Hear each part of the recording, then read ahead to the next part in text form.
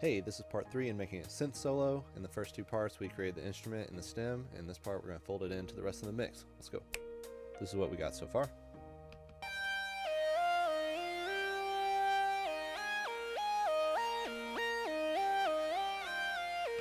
So the next thing I want to show you is the drum section. And then if we jump to later, you'll hear it's picking up.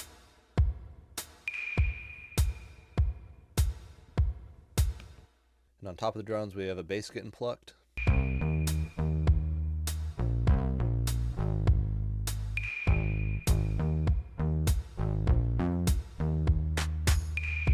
Next, we're going to bring in the unicorda, which is what I'm using for the piano.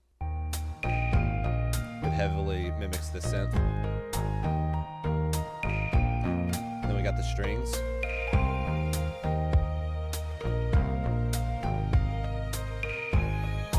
And finally, we're going to fold in the solo.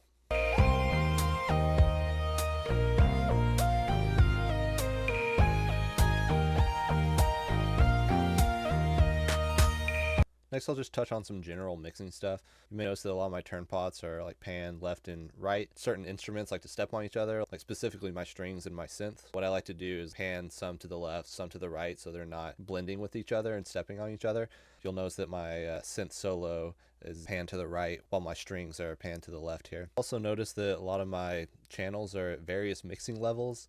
That's just what it takes to get a song to sound right. You can have like a ton of your stems just perfect, but then when you put all of them on top of each other, it sounds like absolute trash. So that's one of the things that like goes into mixing, is like making sure that all of your levels are right. Another thing I want to touch on is sidechain compression. It's when you have a channel that you want to take precedent over another channel or channels. In my case, I want my voice to take precedent over literally every instrument in the track. So what I've done is I've sent all my instruments, except for the drums, to this channel here. And I have this sidechain compressor that's set up so that it ducks whenever my voice is playing. So, for example, let's play a section with my voice. Always climb to the heights of Sausalito. See all these little dips right here? That is the compressor actively pulling down the other instruments whenever my voice comes into the equation.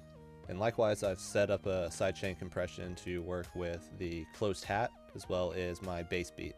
I want those to really kick through. Okay, if you made it this far, I appreciate your attention span, and this track is out. So if you like what you hear, you can check it out in the link in my bio, or you can search On the Heights of Sausalito anywhere you stream music. Later.